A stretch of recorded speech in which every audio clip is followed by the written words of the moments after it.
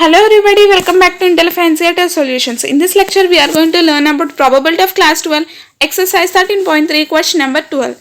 A card from the pack of 52 cards is lost. From the remaining cards of the pack, 2 cards are drawn and found to be both or the diamonds. Find the probability of the last card being a diamond. Solution.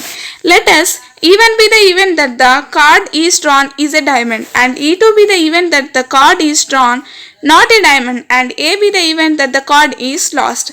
As we know that out of 52 cards, only 13 cards are the diamond and 39 cards are not diamond. So the probability of even event, that is the drawn card is diamond, is equals to 13 divided by 52, and probability of E2, that is not a diamond, is 39 divided by 52. Now when a diamond card is lost, then there are 12 diamond cards out of the 51 cards.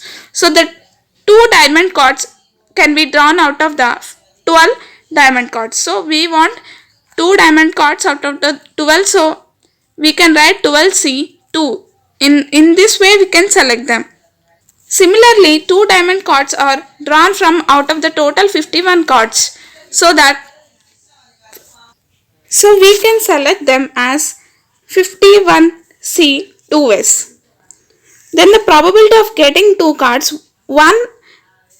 when 1 diamond card is lost. So that is probability of A by E1, that is equals to 12C2 divided by 51C2. So the probability of getting 2 cards when 1 diamond card is lost, that can be written as 12C2 divided by 51C2. So on further simplification, we can write 12 factor divided by 12C2 can be written as 12 factor by 2 factor into 12 minus 2, that is 10 factor, divided by 51 factor divided by 2 factor into 51 minus 2, that is 49 factor. So on further simplification, we can cancel the factors and get the values. So that is equals to 12 into 11 divided by 51 into 50, that is equals to 22 divided by 425. So this is the final answer of the probability of A by even event, that is equals to 22 divided by 425.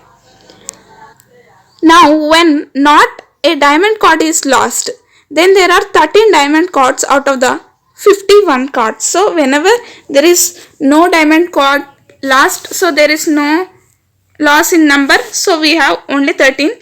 So the 2 diamond cards can be drawn out of 13 cards, that is in the way 13C2 ways we can draw diamond cards.